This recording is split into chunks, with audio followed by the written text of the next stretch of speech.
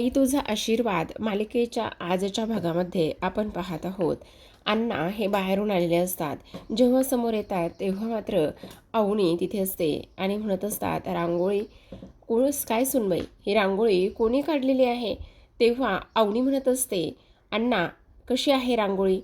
खूपच सुंदर आहे, पण काढली कोणी? अण्णा ही रांगोळी मीच काढली आहे, असं अवनी बोलू लागते. तेव्हा अण्णा म्हणत असतात, खूपच सुंदर रांगोळी काढली, असं म्हणून अवनी त्या रांगोळीवर हळदी कुंकू टाकत असते. आणि तेव्हा ती म्हणत असते, अण्णा बसा ना, तुमच्यासाठी मी चहासुद्धा बनवून ठेवला आहे. आज तर खरं मी सर्वांसाठी चहा बनवला आहे, मी तुमच्यासाठी सुद्धा चहा घेऊन येते. तेव्हा अण्णा म्हणत असतात, चहा बनवलास? अगे सुले, सुले ये जरा अलीकडे ये. बघ माझ्या सुनेने काय केले. माझ्या सुनेने आज इथे दांगटांच्या घराच्या पुढे रांगोळी काढली आहे. ये जरा ये. ए सुले. तेव्हा अवनी म्हणत असते, अण्णा असू द्या ना, कशाला उगचच. गप तू, येऊ देत जरा तिला, बघू देत आपल्या दारामध्ये रांगोळी कशी काढली ती, असं म्हणून ते सुलीला आवाज देत असतात. तेव्हा अवनी म्हणत असते, अण्णा मी तुमच्याकरिता चहा घेऊन येते. अण्णा म्हणतात, आत्ता आणि चहा? ही चहा प्यायची वेळ आहे का? खरं तर अण्णांना तलब झालेली असते आणि त्यामुळे त्यांना दारू प्यायची इच्छा होते आणि म्हणूनच ते इथे चहाला नानून करत असतात. पण शेवटी अवनी चहा आणायला जाते. सुलू बाहेर आलेली असते. जेव्हा सुलू येते तेव्हा ती म्हणत असते, काय रे आज माझ्यावर लईच प्रेम होतू चालले, एवढं गोडीने का बरं मला बोलतोयस? तेव्हा अण्णा अवनीने काढलेल्या रांगोळीकडे बोट दाखवतात आणि म्हणतात, काय ग सुले, ही रांगोळी 11 ठिपक्यांची आहे का 12 ठिपक्यांची आहे? तेव्हा सुलू म्हणत असते, ते मला काय विचारतोस, मला काय माहिती आहे, तुझं तू बघ ना. अगं हो, तुला कसं माहिती असणार ना सुले, तुला माहिती आहे का, ही रांगोळी ना माझ्या सुनेने काढली बघ, माझी सून लय गुणाची आहे बघ. आता माझ्यासाठी चहासुद्धा बनवला आहे तिने, चहा घेऊन येते. तेवढ्यात अवनी अण्णांसाठी चहा घेऊन आलेली असते. अवनी जेव्हा सुलूकडे पाहते तेव्हा मात्र सुलू रागानेच हे सगळं पाहत असते. तेव्हा अण्णा म्हणतात, काय गे काय ग सुनबाई, मला एक गोष्ट सांग, काहीतरी जळाल्याचा वास येतोय का? कोणीतरी कुठेतरी जळलंय वाटतं, बहुतेक वास येतोय. अवनी मात्र बिचारी काहीच बोलत नाही. सुलू मात्र रागानेच हे सगळं काही बघत असते. तेव्हा सुलू म्हणत असते, घे तुला काय चहा पिऊन घ्यायचा आहे तेवढा घे, त्याने मला काही फरक पडत नाही, असं म्हणून ती निघून जाते. अण्णा मात्र इथे एक चहाचा घोट पित असतात. चहाचा एक घोट प्यायल्यानंतर म्हणत असतात, हळूच म्हणतात, कॉफीपेक्षा सुद्धा हा चहा तर कडू आहे बाबा.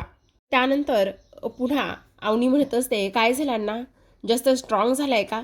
अण्णा म्हणत असतात, नाही नाही काही नाही झालं, खूपच छान झाला आहे चहा, सुनबाईनी बनवला आहे ना म्हटल्यावर खूपच छान छान असणार आहे चहा, तू जा तू जा, मी हा चहा पिऊन घेतो, जा तू, असं म्हणून अण्णा अवनीला तिथून पाठवून देतात.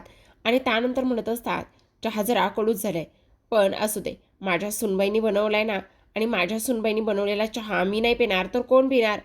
असं म्हणून आता अवनी जेव्हा आतमध्ये जाते तेव्हा हे सगळे पोरं पटापट खाली ठेवलेले कप आपापल्या हातामध्ये घेतात आणि ताबडतोब उरलेला चहा प्यायला सुरुवात करतात.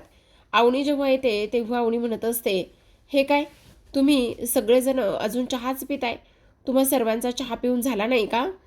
तेव्हा पाण्या म्हणत असतो, बघा ना वहिनी, ह्या राजाला ना एवढ्या हळूहळू चहा प्यायची सवय कधीपासून लागली कळतच नाहीये, आणि हा धन्यासुद्धा खूपच हळूहळू चहा पितोय. ए प्यारे पटापटा चहा प्या.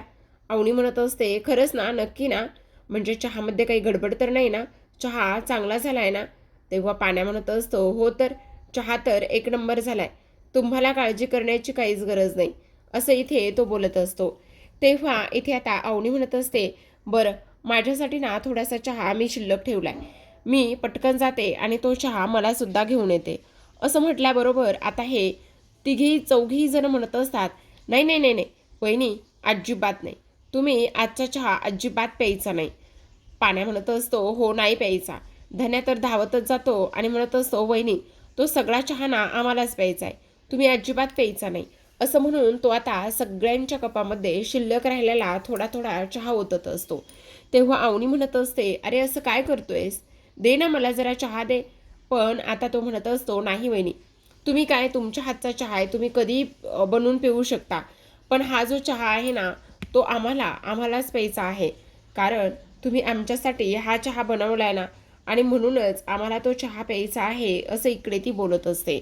आता इकडे हे लोक चहा पित असतात, पण चहा पिताना सुद्धा त्यांना बराच असा त्रास इथे होत असतो, कारण चहाच तेवढा कडू झालेला असतो.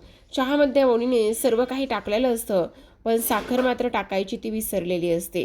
तर आता इथे हे सगळं काही झाल्यानंतर आपण पाहतो अवनी मात्र आता विचार करू लागलेली असते, नेमकं ह्यांचं काय चाललेलं आहे. म्हणजे खरंच चहा चांगला झाला आहे का, का हे सगळेजण उगाचच मला बोलायचं म्हणून बोलताय, असा अवनी विचार करू लागते. आता राजाचा तिथे कप शिल्लक असतो आणि जेव्हा राजाचा कप तिथे शिल्लक असतो तेव्हा आता लगेचच अवनी त्या राजाच्या कपातला एक घोट पिऊन पाहते, तर एवढा कडू चहा झालेला असतो काही विचारूच नका. अवनी म्हणत असते, ई हे काय आहे सगळं, हा चहा किती कडू झालेला आहे आणि एवढा चहा कडू झाला आहे तरीसुद्धा तुम्ही तो चहा इथे पिऊ कसा शकताय. तुम्ही खोटं बोललाय ना माझ्याशी, तुम्ही हा चहा प्यायलात पण खोटं बोललात ना, का तुम्ही हा चहा प्यायलात आणि हा खोटा होता, तरीसुद्धा इथे तुम्ही हा चहा कसं काय प्यायला आहात, असं सुद्धा आता इकडे ती बोलत असते.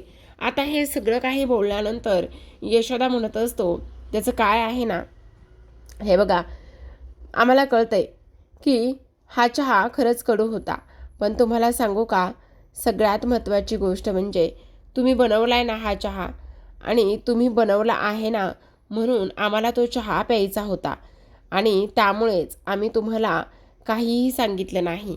आणि त्याचबरोबर तुम्ही बनवलेल्या चहामध्येच आम्हाला इथे आनंद होतो, असं सुद्धा आता इकडे ती बोलत असतो.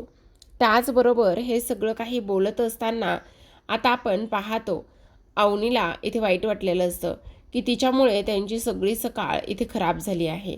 दुसरीकडे आपण पाहतो आता महेशने चंद्रकांतला एक व्हिडिओ दाखवलेला असतो, ज्या व्हिडिओमध्ये आता असं असतं की अवनी इथे अवनीचा छळ होतोय, त्याचबरोबर अवनी जी आहे ना ती इथे सुखात नाही.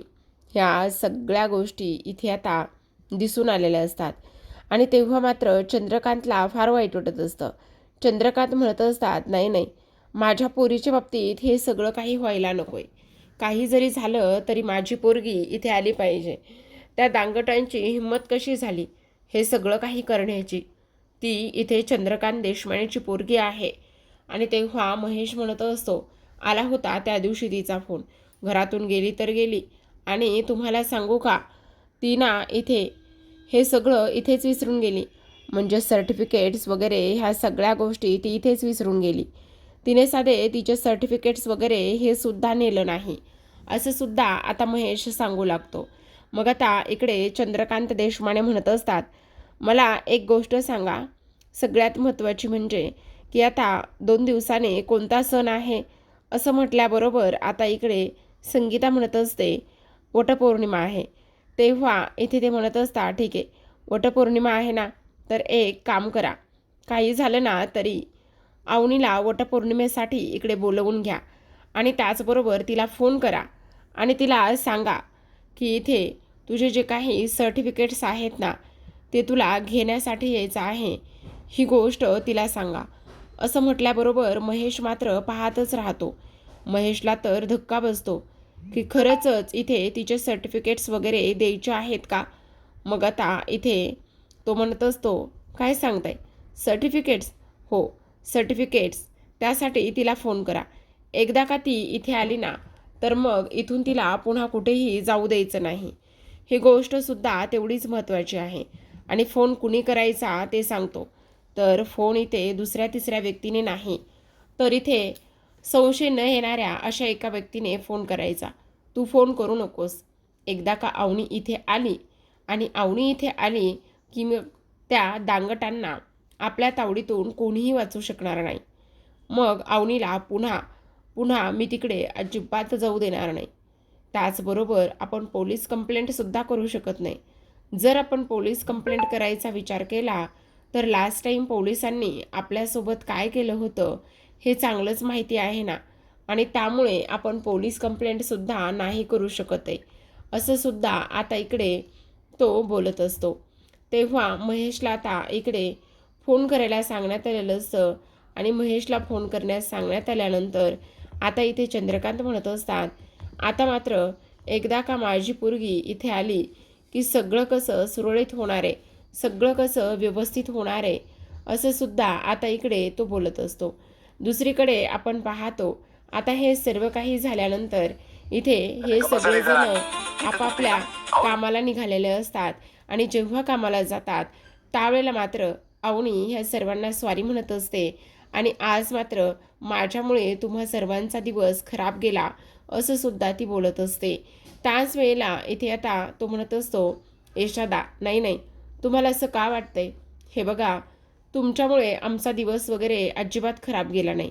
हे बघा, ह्या सगळ्या गोष्टींचा विचार तुम्ही करू नका. तेव्हा अवनी म्हणत असते, नाही बरोबर बोलते मी. मग आता इकडे पाण्या त्याचबरोबर धन्या हे दोघेही जण निघालेले असतात. पाण्या नेहमीप्रमाणेच धन्याला कॉलेजला सोडणार असतो, त्यामुळे ते त्याच्या गाडीवर जातात. तर इथे मात्र यशोदाने त्याची पटकन सायकल काढलेली असते आणि तो सायकलवर साईडला निघालेला असतो. तर आता अवनी हे सगळं काही पाहते.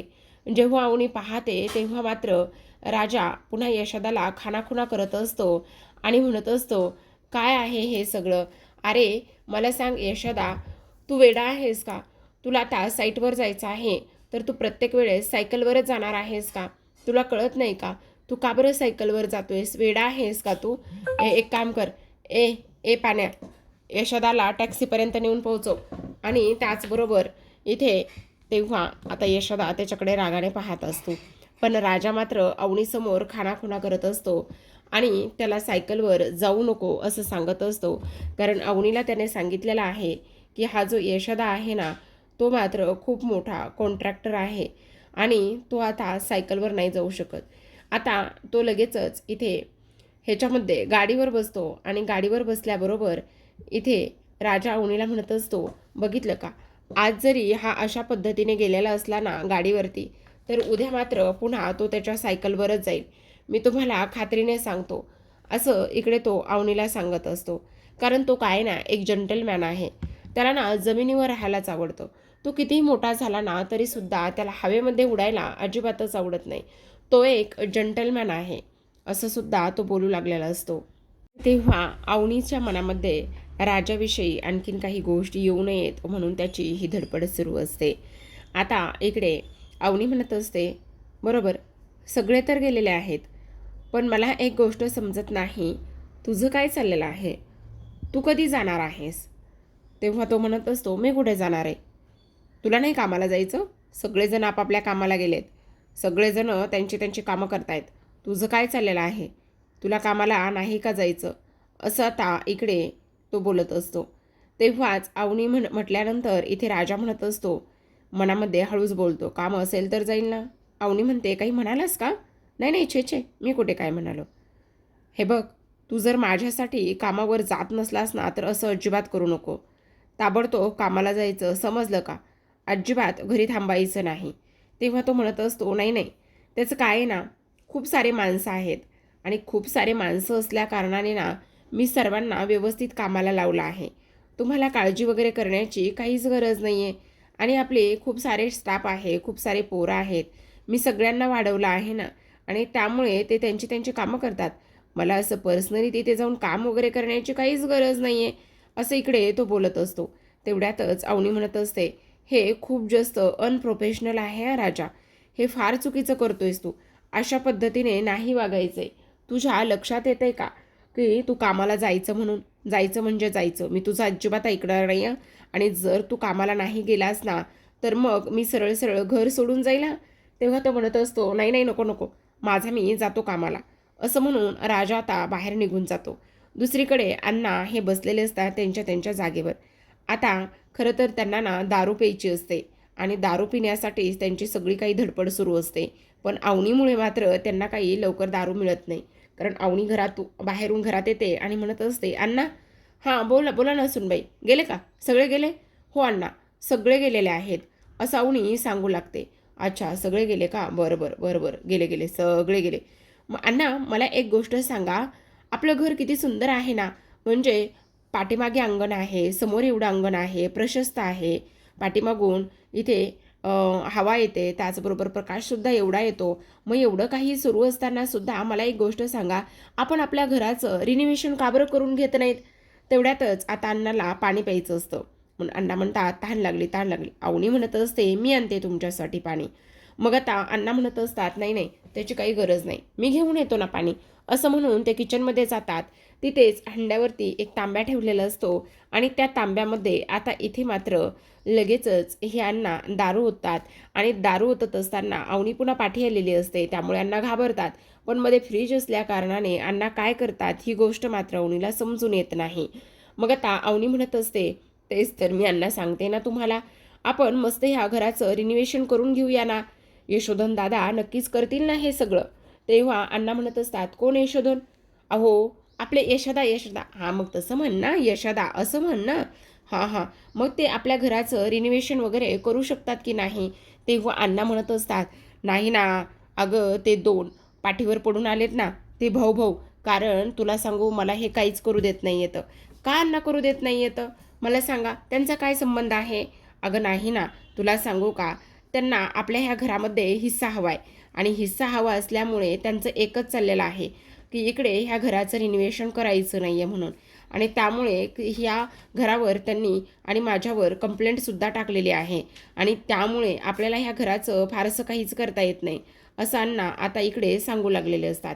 तेव्हा मात्र अवनी म्हणत असते, पण अण्णा मला एक गोष्ट सांगा, तुम्हा बहीण भावाची भांडणं हे लहानपणापासूनच व्हायचे का? तेव्हा मात्र इथे आता अण्णा म्हणत असतात, नाही ग सुनबाई, अगं लहान असताना भांडणं वगैरे अजिबातच व्हायची नाही आहे. मग अण्णा मला सांगा, त्या सुलत्या तुम्हाला राखी बांधायच्या का? तेव्हा अण्णा म्हणत असतात, हो अगं तुला सांगू, आमच्यासारखा तर रक्षाबंधनचा कार्यक्रम कोणाचाही होत नसेल. एवढं राखी बांधायचे आणि त्याचबरोबर एवढा छान असा कार्यक्रम व्हायचा ना की काही विचारूच नको. हो का अण्णा? मग मला एक गोष्ट सांगा, मग हे भांडणं वगैरे आता मोठी झालेत, त्याच्यामुळे त्यांना आपल्या ह्या घरामध्ये हिस्सा हवा आहे ना, म्हणून भांडणं करतात, बाकी काही नाही. आता अण्णा तांब्यामध्ये ओतून आणलेली दारूचा एक एक घोट प्यायला लागलेले असतात आणि अवनीसोबत त्यांची कंटिन्यू बडबड सुरू असते. अण्णा मला एक गोष्ट सांगा, तुम्ही ट्रक चालवायचात ना? मग अण्णाची आत्ता सटकलेली असते. अण्णा म्हणत असतात, हो पहिला गेअर टाकायचो, 8वा गेअर टाकायचो, 8वा गेअर टाकला की कन्याकुमारीला जायचो, कन्याकुमारीला गेलं की तिथे बर्फ असायचा. एवढी गाडी चालवली, एवढी गाडी चालवली, हवेत पडायला लागली गाडी. अण्णाची मात्र आता इकडे हळूहळू चढू लागलेली असते. आवनीचे मात्र काही केल्या प्रश्न संपत नसतात बरं का, बिचारी निरागस हो, बाकी काय. आता इथे अण्णा बोलत असताना अवनी मात्र ऐकतच असते आणि अण्णा म्हणत असतात, हां हे बघ सुनबाई, तुला सांगू का, लय पैसे कमवले, लय पैसे कमवले. अगं एवढं मोठं घर चालवलं, एवढं मोठं हे सगळं काय केलं, एवढ्या पोरांना सांभाळलं. मग मला सांग, गाडी तर चालवावं लागणार की नाही? असा गेअर टाकला की गाडी थेट कन्याकुमारीला जायची, तसा गेअर टाकला की गाडी थेट इथे यायची साताऱ्यामध्ये. असं आता ते बोलू लागलेले असतात. आणि अवनी म्हणायची, अण्णा गेअर टाकला की गाडी डायरेक्ट कन्याकुमारीला कशी जायची? मग अण्णाची गाडी म्हटल्यावर ती जाणार की नाही, असं बोलत असतात.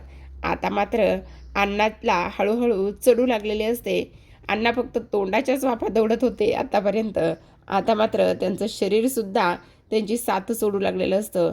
ते शरीरसुद्धा आता इकडे झुलू लागलेलं असतं. आणि जेव्हा अण्णा एवढी दारू पितात तेव्हा मात्र अवनी मनामध्ये विचार करत असते, अण्णा आतापर्यंत तर इथे नीट बोलत होते, पण आता अण्णांना काय झालेलं आहे? मग आता अण्णा हे नेमकं काय करतायत? अण्णा दारू प्यायलीत की काय? म्हणजे ते तर नेहमी पितात, पण आता माझ्यासोबत बोलता बोलता अण्णा दारू कशी प्यायली असतील, असा अवनी विचार करते. आणि तेव्हा अण्णाच्या बाजूला ठेवलेला पाण्याचा तांब्या उचलून घेते आणि वास घेऊन पाहते, तर त्या पाण्यामधून वास येत असतो. तो पाणी कसलं, तर ती असते दारू आणि त्याचा वास येऊ लागलेला असतो. आता अवनी म्हणत असते, म्हणजे अण्णांनी आत्ता दारू प्यायली आहे, असा आता ती विचार करू लागलेली असते. आणि त्यानंतर ती अण्णाकडे पाहतच असते. तर आता प्रेक्षकांनो, आजच्या भागामध्ये एवढंच. उद्याचा भाग पाहायचा असेल ना, तर नक्की तुम्ही चॅनलला सबस्क्राईब करा. आणि सोबतच तुम्हाला जर आपल्या या चॅनलवर किंवा आणखी दुसऱ्या चॅनलवर नवीन सिरियलचे रिव्ह्यूसुद्धा ऐकायचे असतील किंवा आणखी कोणती ह्या सिरियल व्यतिरिक्त सिरियल ऐकायची असेल, त्याचे रिव्ह्यू ऐकायचे असतील, तर नक्की सांगा, कमेंट करा. तर आता प्रेक्षकांनो, इथे आपण पाहतो ह्या सर्वांनी मिळून इथे स्वातीला धाऱ्यावर धरलेलं असतं आणि स्वातीला कॉल करायला लावलेला असतो की तू अवनीला कॉल कर म्हणून. आता स्वाती अवनीला कॉल करते आणि तिला म्हणत असते, तुझे जे काही सर्टिफिकेट्स आहेत ना, ते सर्टिफिकेट्स घेण्यासाठी तू घरी येऊ शकतेस. जेव्हा अवनी हे सर्वांना सांगते तेव्हा राजा स्पष्टपणे म्हणत असतो, तुम्ही अजिबात तिथे जायचं नाही आणि सर्टिफिकेट घ्यायचं नाही, काही जरी झालं तरीसुद्धा. पण अवनी म्हणत असते, तुझ्यासाठी हे इम्पॉर्टंट नसेल, पण माझ्यासाठी मात्र खूप जास्त इम्पॉर्टंट आहे. मला सर्टिफिकेट आणायला जायचंच आहे. राजा खूप हट्ट करत असतो की जायचं नाही म्हणून, पण अवनी मात्र त्याचं काडी मात्र ऐकत नाही आणि त्यानंतर तिकडे तिने जाण्याचा हट्ट केलेलाच असतो. आता इकडे दुसऱ्या दिवशी अवनी छान तयार होते आणि सोबतच इथे जो आपला धन्या आहे त्या धन्याला घेऊन इथे देशपांड्यांच्या घरी जाते. जेव्हा घरी जाते तेव्हा सगळ्यांकडे डोळे भरून पाहत असते, पण तेवढ्यातच महेश धावत येतो आणि महेश धावत आल्याबरोबर तो आता जो मेन दरवाजा आहे तो दरवाजा तो पूर्ण बंद करत असतो आणि बंद केल्यानंतर अवनी मात्र त्याला विचारत असते की हे सगळं नेमकं काय आहे, तुझी हिंमत कशी झाली दरवाजा बंद करण्याची. कारण इथे बाहेर धन्या उभा असतो आणि आतमध्ये अवनी गेल्यामुळे आता हे लोक अवनीबरोबर नेमकं काय करतील, कशा पद्धतीने इथे आता अवनी ह्या सगळ्या गोष्टींना सामोरी जाईल आणि छोटा धन्या मात्र अवनीला ह्या लोकांच्या तावडीतून कसा वाचवेल हे पाहणं तेवढंच इंटरेस्टिंग आहे. तर पाहत रहा बाई तुझा आशीर्वाद. भेटूयात उद्याच्या भागामध्ये. तोपर्यंत धन्यवाद.